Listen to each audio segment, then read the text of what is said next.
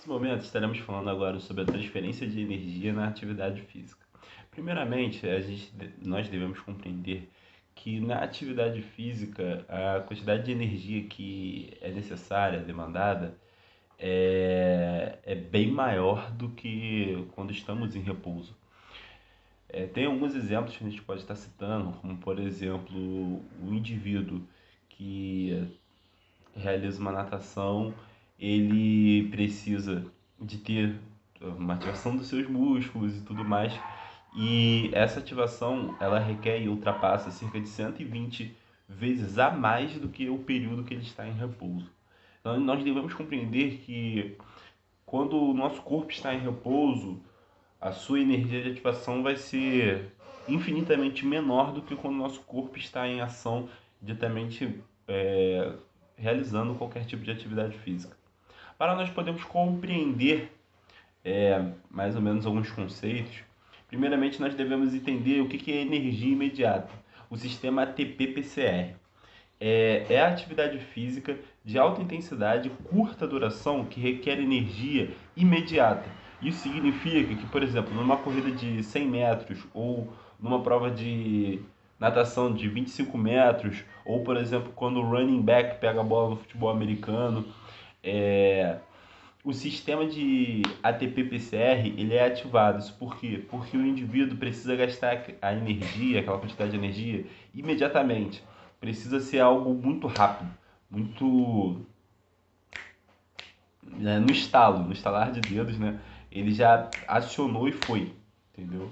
Já na energia a curto prazo, que é o sistema glicótico de formação, é o sistema glicótico, que também é chamado de formação de lactato, a ressíntese de fosfatos de alta energia é rápida durante a atividade física intensa ou de curta duração.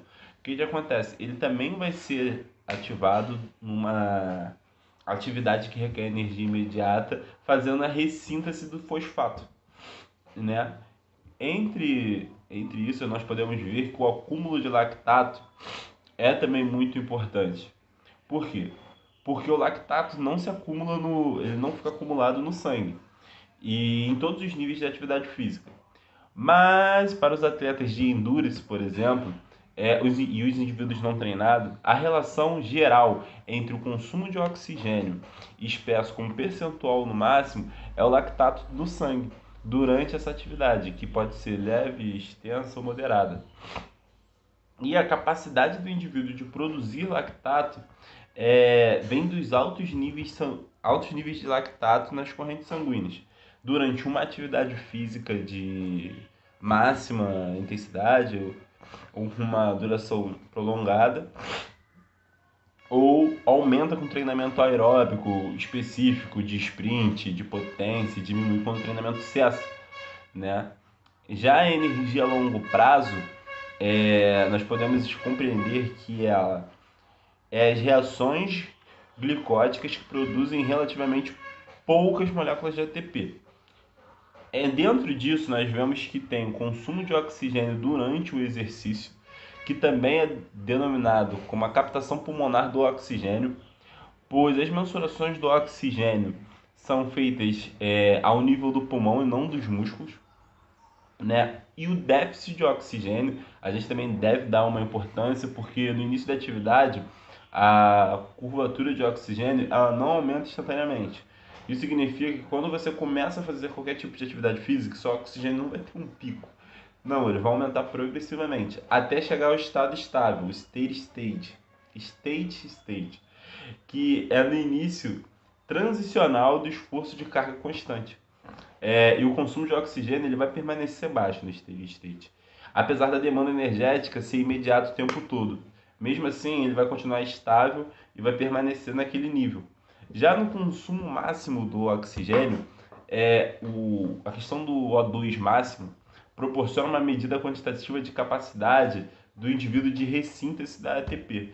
Graças ao O2 máximo, ao oxigênio máximo, o indivíduo pode estar fazendo a ressíntese do ATP. E o consumo de oxigênio durante a recuperação se dá depois de processos corporais que não retornam imediatamente após o retorno. né? Então, conforme você vai tendo esse famoso descanso da sua atividade física, os seus níveis de oxigênio vão voltar a estar se estabelecendo.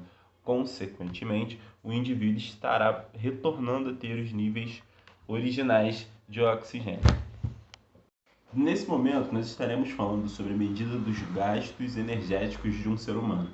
Nós primeiro devemos compreender que todos os processos metabólicos no corpo são resultados de uma produção de calor, assim como a velocidade da produção das células, os tecidos, até mesmo o corpo num todo, ele define operacionalmente a taxa de metabolismo energético através da caloria, representando por uma unidade básica de mensuração de calor. Consequentemente, nós devemos entender que existem alguns tópicos que precisam ser abordados. O primeiro deles é a calorimetria direta.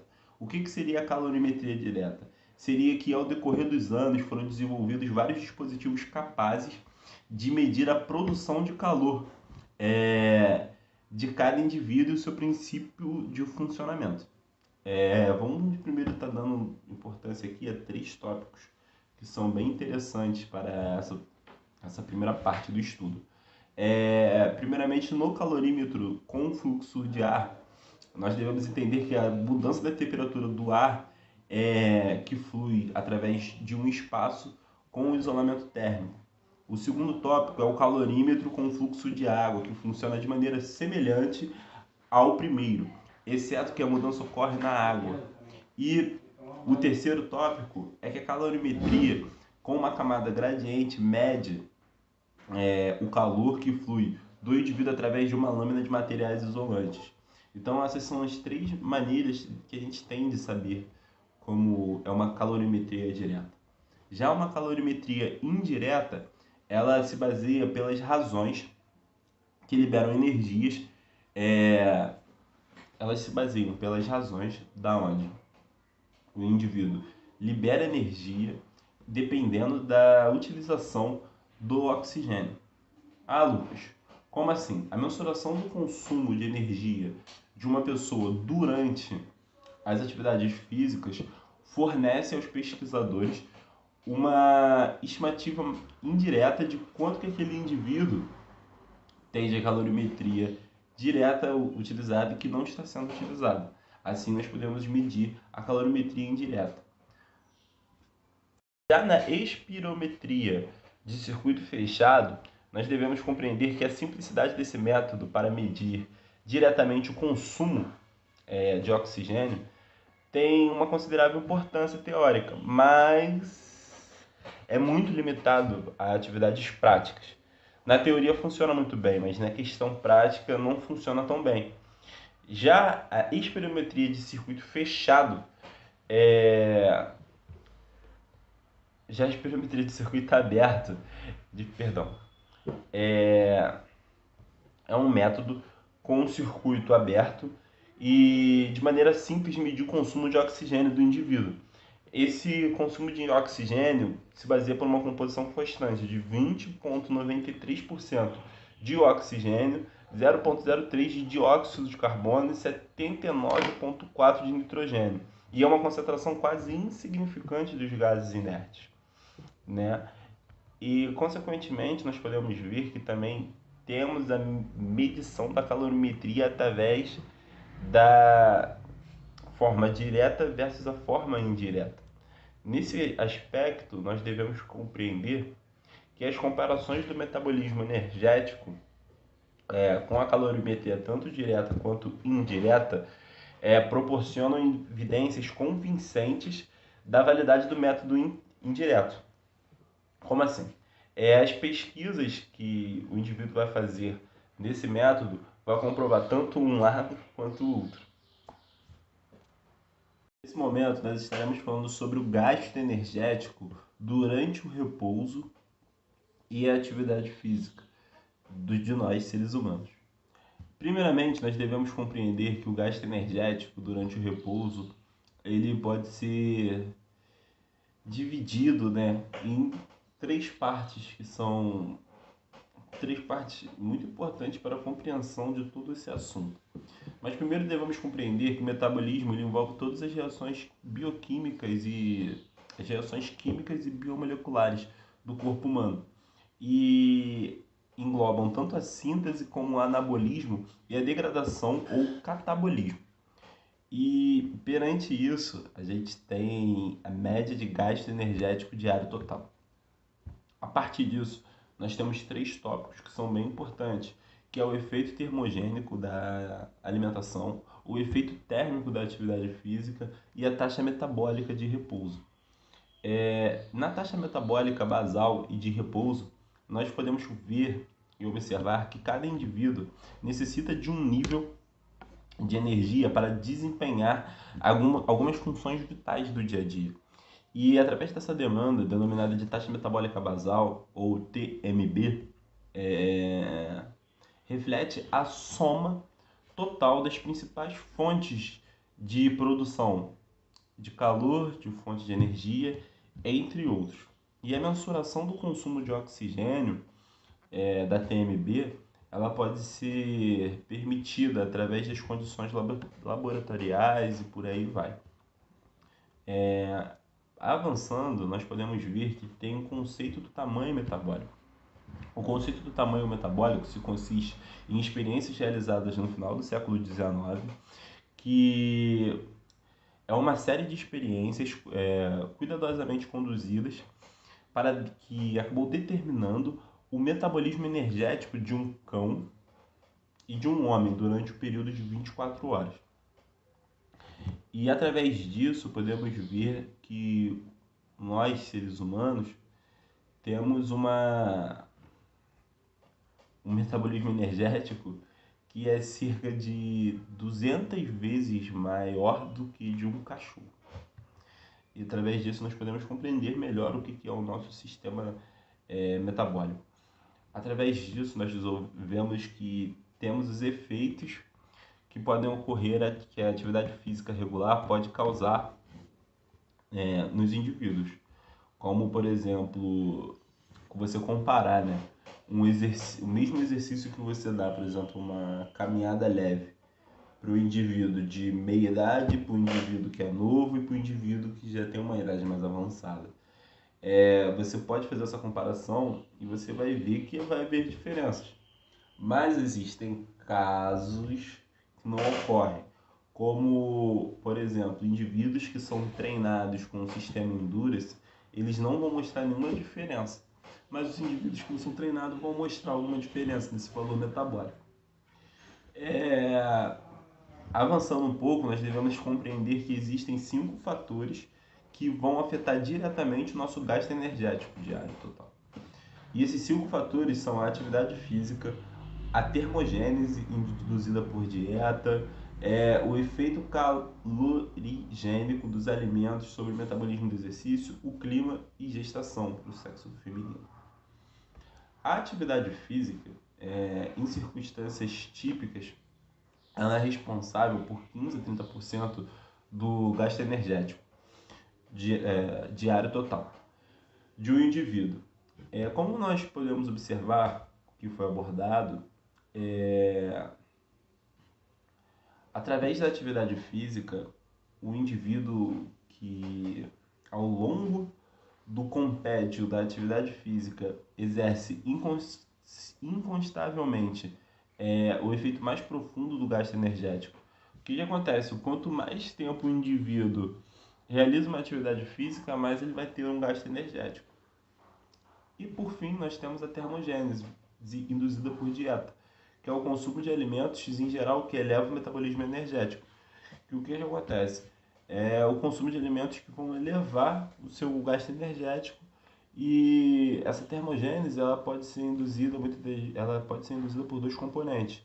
Um componente é a termogênese obrigatória, que resulta em energia após digerir alimentos similares a nutrientes e por aí vai. E o segundo componente é a termogênese facultativa, que se relaciona com a ativação do sistema nervoso simpático com a influência do estimulante sobre a taxa metabólica. E nesse momento estaremos falando sobre as diferenças individuais e mensurações de capacidade energética. Primeiramente, nós devemos falar sobre as especificidades versus a generalidade da capacidade metabólica do desempenho no exercício. O corpo obtém uma energia útil por diversas vias metabólicas. No entanto, a capacidade para cada forma de transferência de energia varia consideravelmente entre os indivíduos. O grau de variabilidade é interpessoal, serve como um conceito das diferenças individuais na capacidade metabólica de cada indivíduo.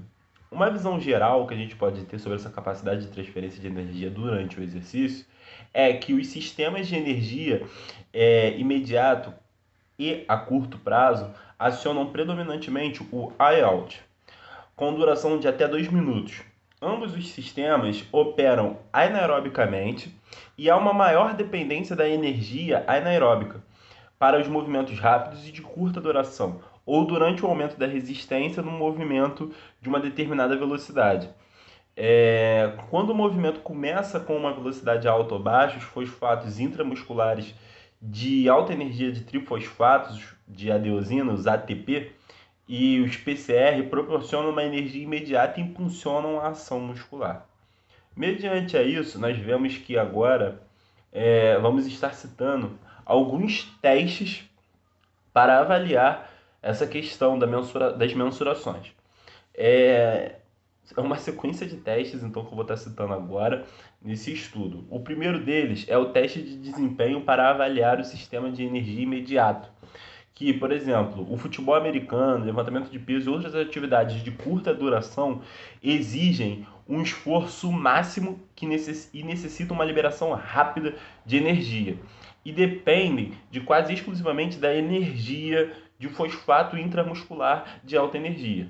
Os testes de desempenho, eles realizam uma ativação máxima no ATP-PCR, como testes de campo prático destinados a avaliar a capacidade de transferência de energia imediata.